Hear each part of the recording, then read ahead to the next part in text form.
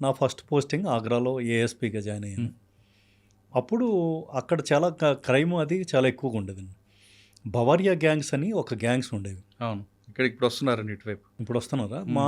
నేను ఉన్న టైంలో బాగా అగ్రెసివ్గా బవారియా గ్యాంగ్స్ అక్కడ ఆగ్రా, ఈ మురాదాబాదు, ఈ బరేలీ, ఈ చుట్టుపక్కల అన్ని చోట్ల కూడా ఈ ఈ గ్యాంగ్స్ బాగా ఆపరేట్ చేసేవి. అంటే బవారియా అంటే ట్రైబల్ అండి ఇక్కడ?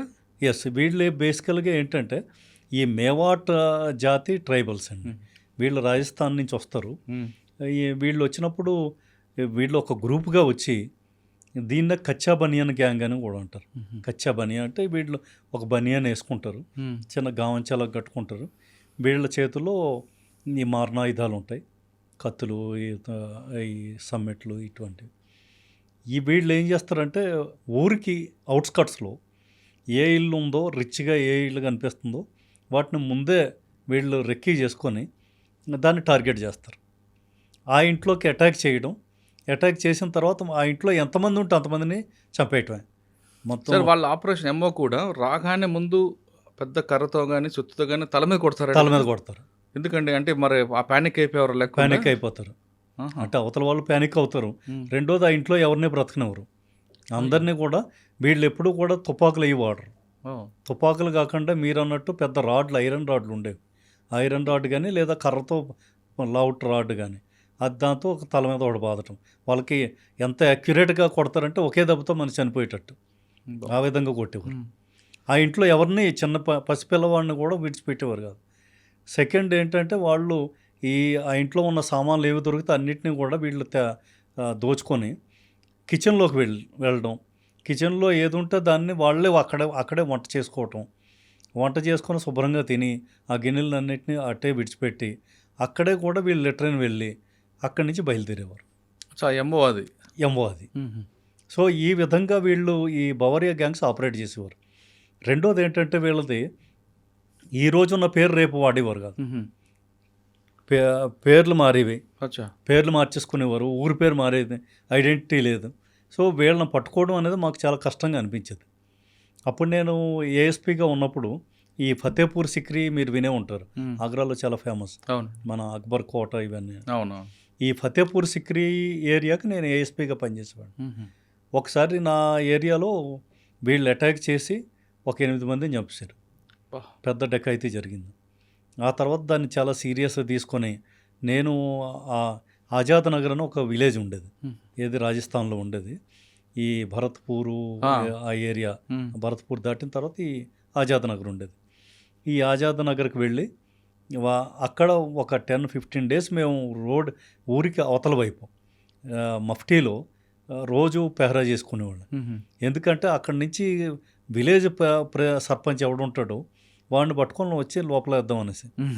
సరే, ఫైనల్గా ఆఫ్టర్ 10 డేస్ వాడు ఒక లోనాల మీద వస్తుంటే విలేజ్ సర్పంచ్ని పట్టుకొని మేము తీసుకొచ్చి మా యూపీకి తీసుకొచ్చి మా దగ్గర కస్టడీలో పెట్టుకున్నాం. ఎప్పుడైతే సర్పంచ్ని పట్టుకున్నాం ఊరు మొత్తం కూడా కదిలిపోయింది. వాళ్ళు ఒక 50-100 మంది ట్రాక్టర్ వేసుకొని మా పోలీస్ స్టేషన్ రావడం జరిగింది.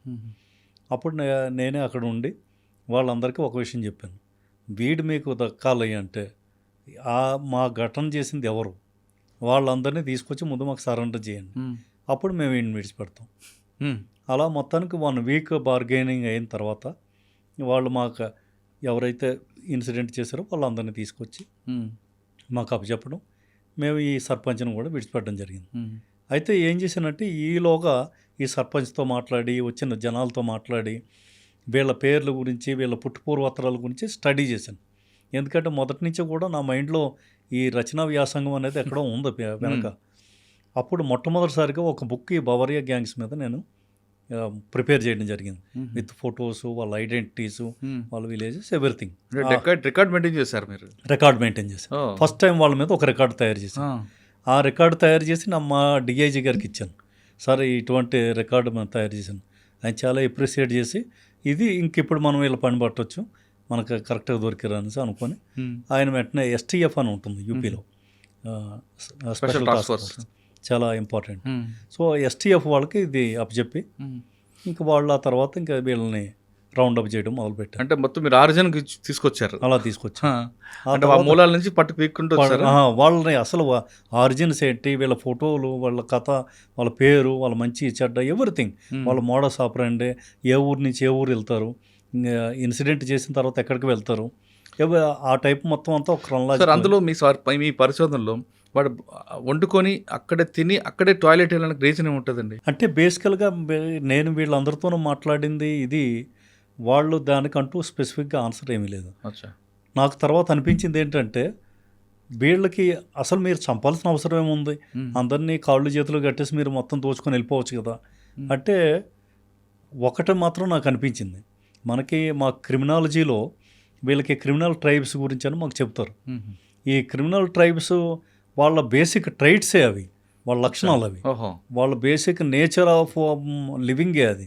అందుకని వీళ్ళది ఈ టైప్ ఆఫ్ ఎంఓకి కారణం కూడా దట్ ఈజ్ దేర్ క్యారెక్టర్. అచ్చా, వాళ్ళ జీన్స్లో ఉంది అది. వాళ్ళ జీన్స్లో ఉంది. మనం సెపరేట్గా వాళ్ళు ఏదో కారణం కోసం చేయట్లేదు. Okay okay. తినడం అక్కడ వెళ్ళడం అనేది వాళ్ళకి అదంతా వాళ్ళ పార్ట్ ఆఫ్ దేర్ బ్లడ్. ఆహా. సో ఆ విధంగా జరిగింది. సార్ అక్కడ ఫస్ట్ ఆగ్రాలో మీకు ఆగ్రాలో ఏఎస్పీగా చేశాను. ఏఎస్పీగా ఉన్నప్పుడు నేను ఇంకొక పని ఒకటి చేసేవాడిని. యాక్చువల్గా ఊర్లోకి వెళ్ళి నాకు ఒకటి భాష ఒకటి, అది కూడా లోకల్ లాంగ్వేజ్ చాలా ఇబ్బందిగా ఉండేది. అక్కడ బ్రిడ్జ్ భాష అని ఉంటుంది.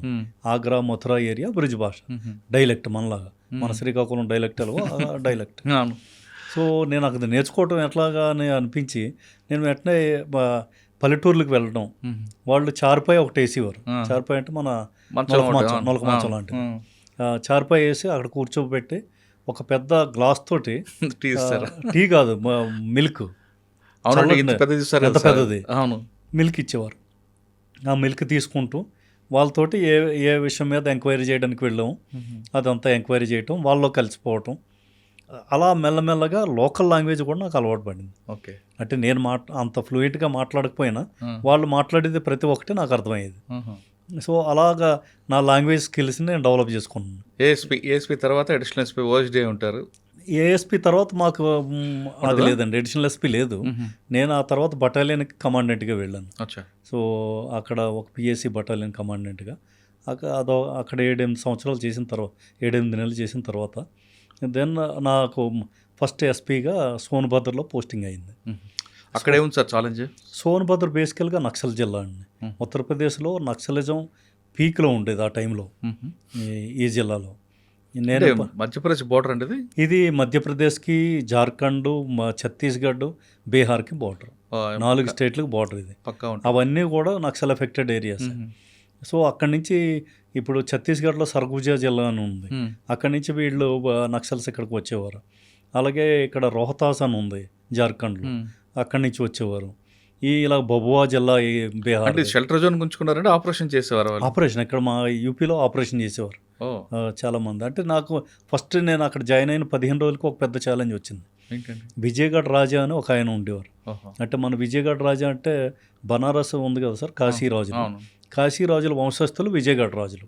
అంటే వాళ్ళలో ఒక గ్రూపు విజయగఢ్లో వాళ్ళు పాలించేవారు. ఆ విజయగఢ్ రాజా గారు ఆయనకి నైట్ హంటింగ్ అదొక హాబీ ఉండేది. ఆయన ఓపెన్ టాప్ జీప్లో ఒకరోజు ఈ సోన్భద్ర ఏరియాకి వచ్చి ఈ అడవుల్లోకి వెళ్ళి హంటింగ్ చేస్తాను. ఆయన ఫైరింగ్ చేశాడు, ఏదో జంకని చూసి ఫైరింగ్ చేశాడు. అక్కడే నక్సల్స్ గ్రూప్ ఒకటి హైడౌట్ అయ్యి ఉంది. వాళ్ళు ఏమనుకున్నారంటే, అరే పోలీసులు మన మీద అటాక్ చేశారు అనుకొని వాళ్ళు కౌంటర్ ఫైర్ చేశారు. దాంట్లో రాజా డైడ్ ఆన్ ద స్పాట్. ఆయన అక్కడే చనిపోయారు. అది పెద్ద న్యూస్, పెద్ద సంచలనం అయింది. ఒకటి రాజా అవటం, ఒకటి రెండోది it is a major news. So వెంటనే నాకు హెడ్ క్వార్టర్ నుంచి మెసేజ్లు రావటం. ఆ టైంలో మాకు ప్రాబ్లం ఏముండేదంటే, రాత్రిపూట పోలీసులు మనం బయటికి వెళ్ళకూడదు, వెళ్తే ఏమో వాళ్ళు అటాక్ చేస్తారనో లేదా ల్యాండ్ మైన్స్ ఇవన్నీ భయం ఉండేది. బట్ ఇంకా ఆ టైంలో తప్పక అందరిని ఫోర్స్ని తీసుకొని నేను అక్కడ స్పాట్కి వెళ్ళి మొత్తానికి ఆయన బాడీలో రికవర్ చేసి వీ డిడ్ ఇట్లా. తర్వాత ఎన్కౌంటర్స్ అవన్నీ జరిగాయి. రిటాలియేషన్ ఉందంటారా? ఎంతమంది అండి? అంటే స్పాట్లో next with in a week ఒక 2 టాప్ నక్సల్స్ని ఎన్కౌంటర్ చేసాం. ఆ తర్వాత ఇంకా నేను ఫోకస్ అంతా పెట్టింది నక్సల్స్ గురించి స్టడీ చేయటం మీద. చాలా స్టడీ చేశాను. ఎవరెవరు నక్సల్స్, వాళ్ళ ఫ్యామిలీస్ అందరితోనూ మాట్లాడటం. అక్కడే బిర్లా కంపెనీ ఒకటి ఉంది, హిండాల్కో కంపెనీ. వాళ్ళతో మాట్లాడి రేషన్ అంతా కూడా తీసుకొని నెలకి కావాల్సిన రేషన్ అంతా కూడా బ్యాగ్స్లో పెట్టేసి వీళ్ళ ఇళ్ళకి మేము సప్లై చేసేవాళ్ళం. ఎవరికి? నక్సల్ ఫ్యామిలీస్ వీళ్ళంతా ఆ ట్రైబల్ ఏరియాలో ఫ్యామిలీస్ సప్లై చేసేవాళ్ళు. అలాగే వాళ్ళకి కావాల్సిన సైకిల్స్ అని, లేదా వాళ్ళకి టార్చెస్ కావాలి, ల్యాంప్స్ కావాలి, ఇవన్నీ కూడా మేము సోషల్ సర్వీస్ కింద మేము చేసేవాళ్ళం. సార్, మీరు నక్సల్స్ మీద ఎక్కువగా రీసెర్చ్ చేస్తారు కాబట్టి నక్సల్స్ ఇష్యూ అనేది సోషియో ఎకనామిక్ ప్రాబ్లంగా చూసారా, లా అండ్ ఆర్డర్ ఇష్యూగా చూసారా? That is socio economic problem అండి. లా అండ్ ఆర్డర్ అనేది ఆఫ్ షూట్, అది ఆ తర్వాత జరిగింది. బేసికల్గా ఇప్పుడు ఈవెన్ నేను దాని మీద పుస్తకం కూడా రాశాను, నక్సలిజం అండ్ సొసైటీ. ఆ బుక్లో నేను డీటెయిల్డ్గా దీని మీద స్టడీ చేయడం జరిగింది. సో మీరు సోన్భద్రలో కనుక మా యూపీలో కనుక గమనిస్తే వీళ్ళు ఈ ట్రైబల్ కమ్యూనిటీసు లేదా బిలో పవర్టీ లైన్ పీపుల్ వీళ్ళంతా ఎవరైతే ఉన్నారో వాళ్ళందరూ కూడా దే ఆర్ బీయింగ్ ఎక్స్ప్లాయిటెడ్. ఏదో విధంగా వాళ్ళ మీద ఒక అత్యాచారం, దోపిడీ జరుగుతూ ఉంది.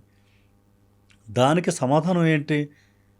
లేదంటే వాళ్ళు వెపన్ పట్టుకొని చెయ్యాలి.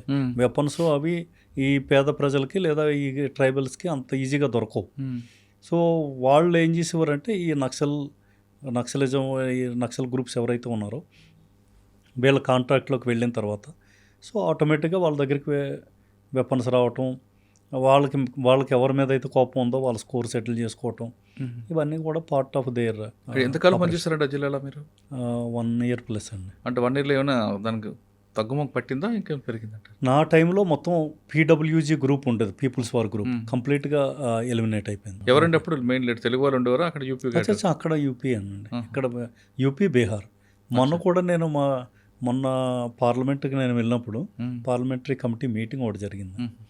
దానికి వెళ్ళినప్పుడు నేను వెళ్ళే ముందు వెయిటింగ్ హాల్లో ఆయన పెద్ద ఎవరో కూర్చున్నారు.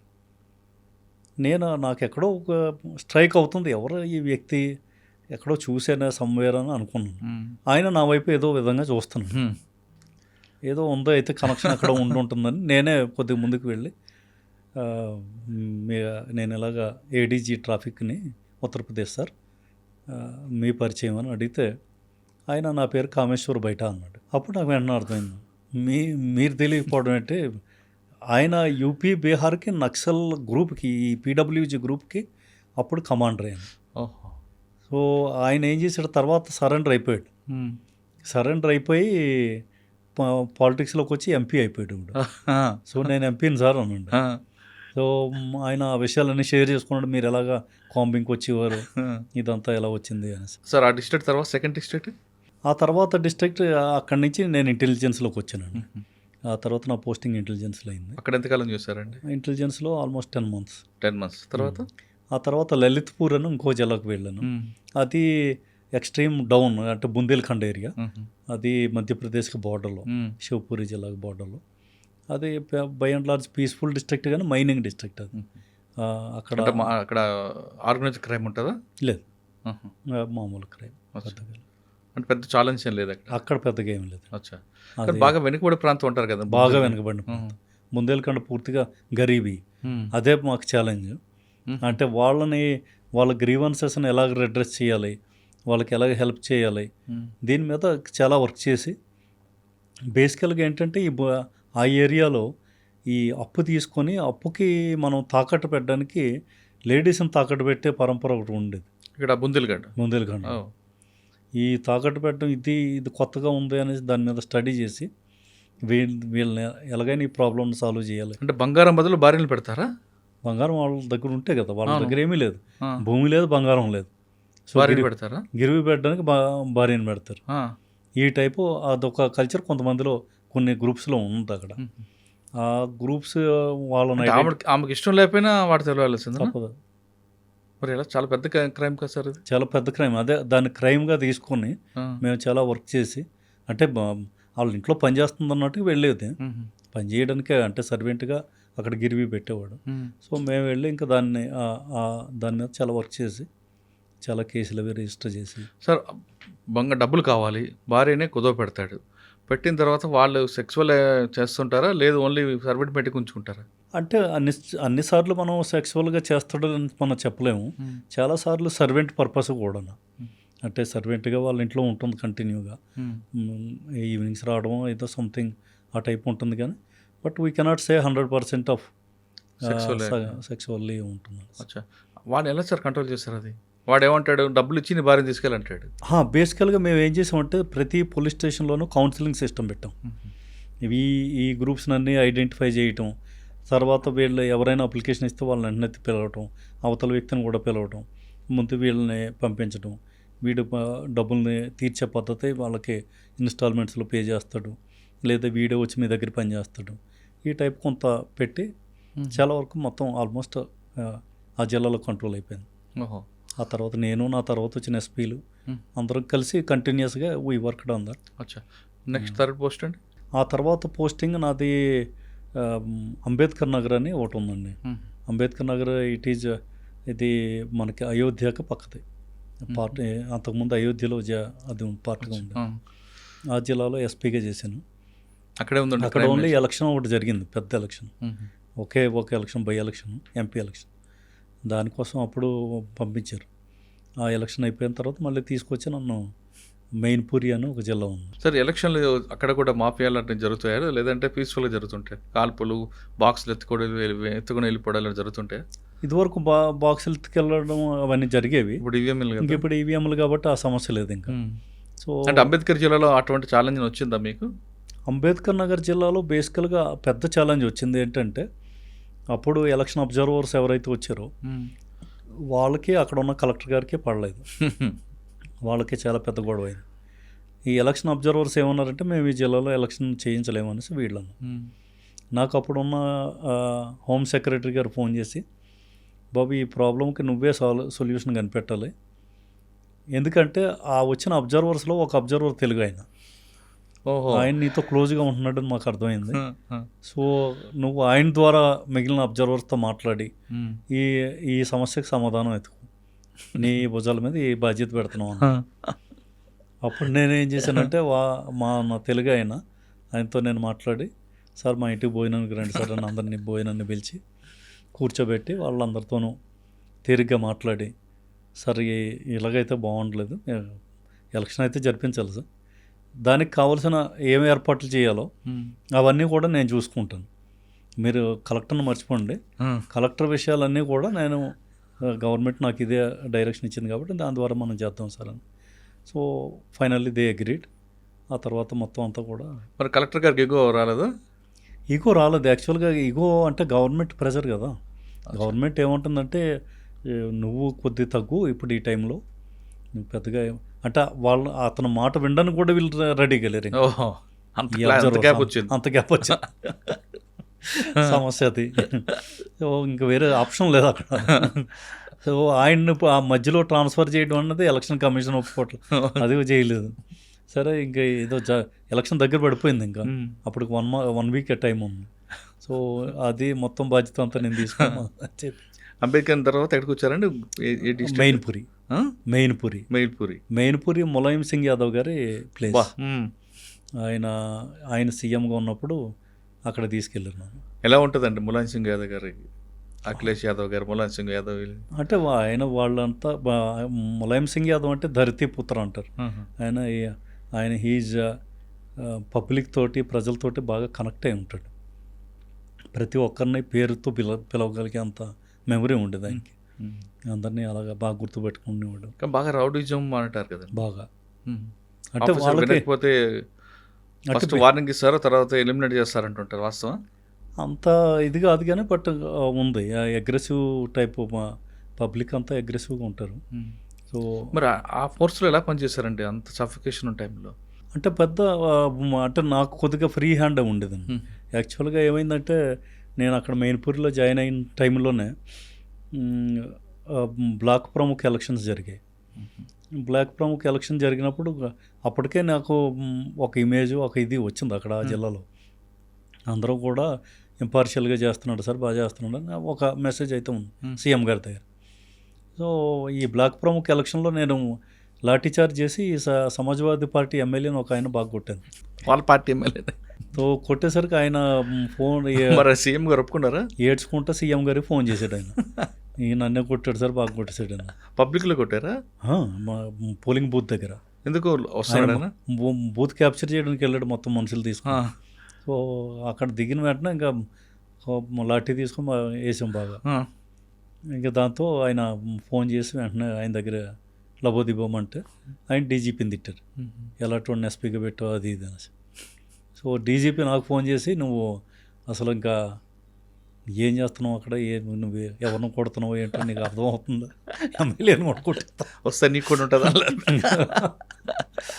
సో ఫైనల్గా నువ్వు అసలు ఇంట్లో నుంచి ఎలక్షన్ అయ్యే వరకు కూడా ఇంట్లో నుంచి బయటకు వెళ్ళడానికి లేదు, ఎలక్షన్ అయిన తర్వాత నేను ట్రాన్స్ఫర్ చేస్తాను, నువ్వు ఇంట్లోనే ఉంటాను. సరే సార్ నేను ఇంట్లోనే ఉంటాను. మా కలెక్టర్ చెప్పాను నన్ను ఇంట్లోకి వెళ్ళి, నన్ను ఇంట్లో ఉండమన్నా నేను వెళ్ళిపోతున్నా, మిగిలింది నువ్వు చూసుకోను. అమ్మమ్మ నువ్వు లేకపోతే నేను ఇక్కడ ఎలక్షన్ జరిపించలేను, నేను వచ్చేస్తున్నాను. ఆయన వచ్చాడు, ఇద్దరం ఇళ్లలో కూర్చున్నాం. ఈలోగా పెద్ద ఇన్సిడెంట్ ఒకటి జరిగింది ఆ ఏరియాలోనే. అంటే ముఖ్యమంత్రి గారి తమ్ముడు కొడుకుని పబ్లిక్ నాలుగు వైపులా కవర్ చేశారు.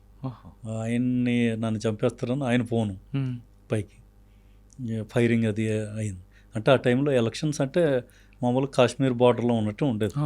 ఇటు వాళ్ళు ఫైరింగ్ ఇటు వీళ్ళు ఫైరింగ్ అంత హడావుడు ఉండేది. సరే ఇంకా ఆ టైంలో నాకు చెప్తే మళ్ళీ డీజీపీ గారు ఫోన్ వచ్చింది. బాబు నువ్వు ఇమీడియట్గా ఎక్కడ ఉన్నావు నాకు తెలీదు, అక్కడ పరిస్థితి చాలా దారుణంగా ఉంది, నువ్వు వెళ్ళకపోతే ఎవడు కంట్రోల్ చేయలేడు. లేదు సార్ వెళ్ళనలేదా మీరు? మన ఆన్లైన్ కదా. ఇమీడియట్గా అక్కడ రష్ అయ్యి వెళ్ళి నేను వెళ్ళేసరికి ఇంకా తర్వాత మిగిలినంత కవర్ చేసుకుని మొత్తానికి విశాల్ ఉడ్ ద ప్రాబ్లం.